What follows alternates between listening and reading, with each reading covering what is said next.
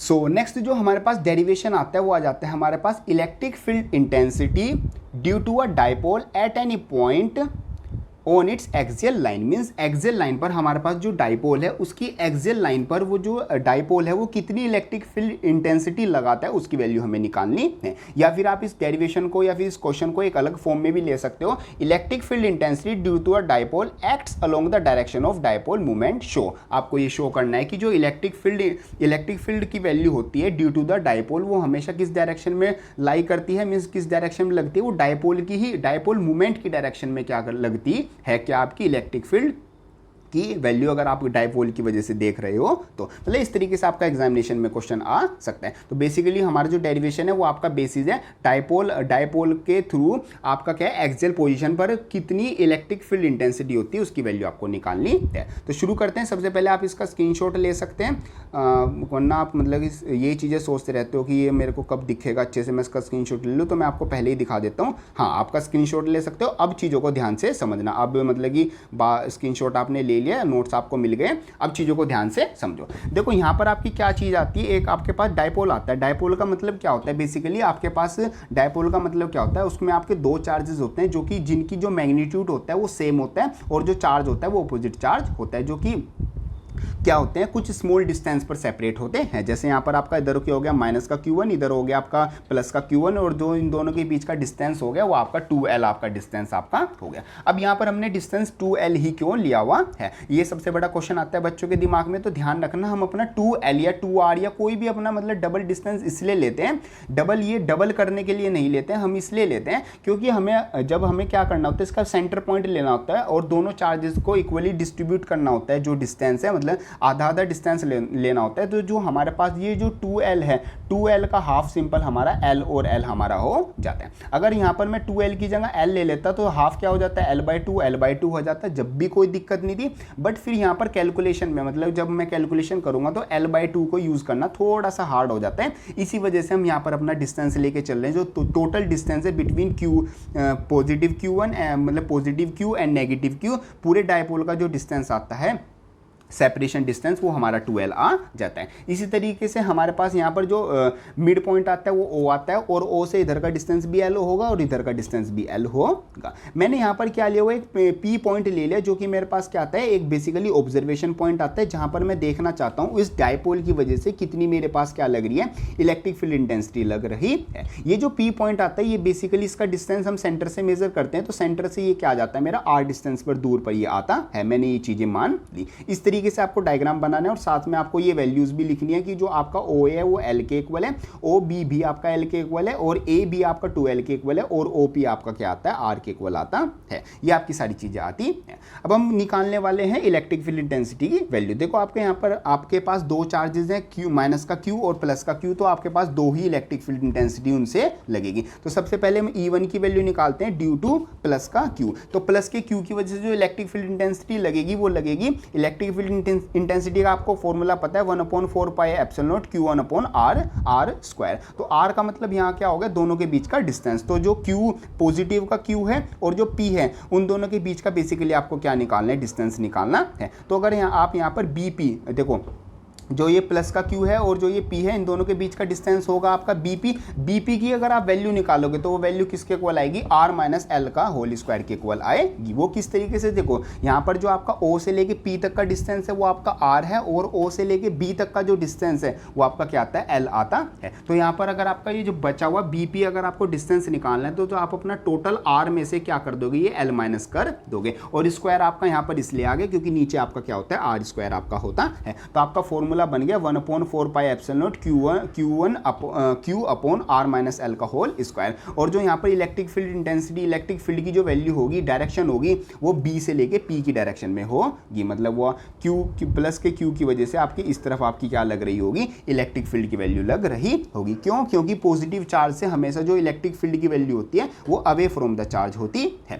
इसी तरीके से हम E2 की वैल्यू निकाल लेंगे। E2 हमारा क्या लगे, E2 क्या है, E2 हमारा माइनस चार्ज माइनस क्यू की वजह से जो लग रहा है, यहाँ पर भी सेम फॉर्मूला लगेगा 1/4πε0 Q1/r²। जो r का मतलब क्या है, जो हमारे पास माइनस का q है और जो ये हमारे पास ऑब्जर्वेशन पॉइंट है p, इन दोनों के बीच का डिस्टेंस। तो इन दोनों के बीच का डिस्टेंस आता है, यहाँ पर सबसे पहले l आ जाता है और ये जो बचा हुआ r डिस्टेंस है o से लेके p तक, इन दोनों को जब हम सम कर देंगे तो हमारे पास क्या आ जाएगी, टोटल वैल्यू टोटल डिस्टेंस आ जाएगा बिटवीन ए एंड पी। तो हमारे पास फॉर्मूला बन गया 1/4πε0 Q/r+l²। और इसकी जो डायरेक्शन लगेगी वो P to A लगेगी। मीन्स इसकी डायरेक्शन अगर नेगेटिव चार्ज होता है तो नेगेटिव चार्ज की तरफ हमारे पास हमारे जो इलेक्ट्रिक फील्ड की वैल्यू होती है वो लगती है। अब यहाँ पर आपको देखने को मिलेगा कि जो E1 की वैल्यू है वो E2 से ज़्यादा है। वो कैसे पता चलेगा हमारे पास, देखो यहाँ पर नीचे नेगेटिव है और यहाँ पर नीचे मतलब यहाँ पर आपको देखो यहाँ पर नीचे लिखा हुआ है r- का l और यहाँ पर क्या है r+ का l।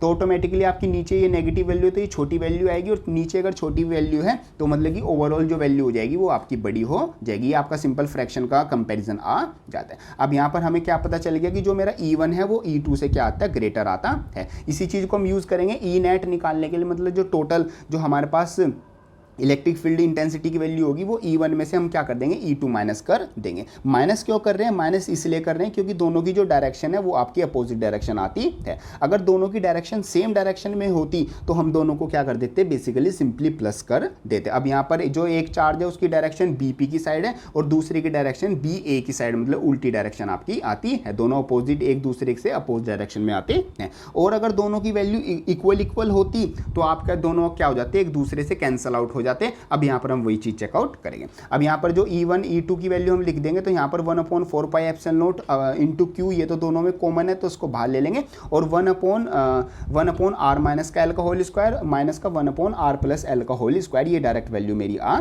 जाएगी। ये एज इट इज बाहर हमारी वैल्यू आ गई। और इसको जब हम सोल्व करेंगे सिंपली एलसीएम लेके सोल्व करेंगे तो आपका सिंपली कैलकुलेशन पार्ट है, या इसमें ऐसी कोई हार्ड चीज़ नहीं है। r² माइनस l², ये हमारे पास क्या आ जाएगा, एलसीएम आ जाएगा और ऊपर क्या आ जाएगा 4rl का होल, मतलब 4rl, ये मेरी वैल्यू आ जाएगी। मैं आपको एक शॉर्ट में ये करके दिखा देता हूँ कि किस तरीके से ये हुआ होगा। जैसे मैंने यहाँ पर एलसीएम ले लिया r- l का होल स्क्वायर इंटू r+l का होल स्क्वायर, ये आपकी वैल्यू आ गई। इधर से r-l से कट जाएगा तो उधर बच जाएगा r+l का होल स्क्वायर और बीच में आपका आ जाएगा -r-l का होल स्क्वायर, ये आपकी वैल्यू आएगी। इधर से आप फॉर्मूला लगाओगे a² प्लस b² प्लस का 2ab, 2 यहाँ पर बन जाएगा 2ab, आपका फॉर्मूला बन जाएगा माइनस का a² प्लस का b² माइनस का 2ab, ये आपका फॉर्मूला ऊपर बन जाएगा और नीचे आपका क्या आ जाएगा r-l का होल स्क्वायर इंटू r+l का होल स्क्वायर, ये आपका फॉर्मूला बन जाएगा। ऐसे ही देखो यहाँ पर जो r² से r² कट जाएगा, l² से l² आपका कट जाएगा और ऊपर आपकी वैल्यू क्या आ जाएगी 2rl प्लस 2rl बन जाएगा 4rl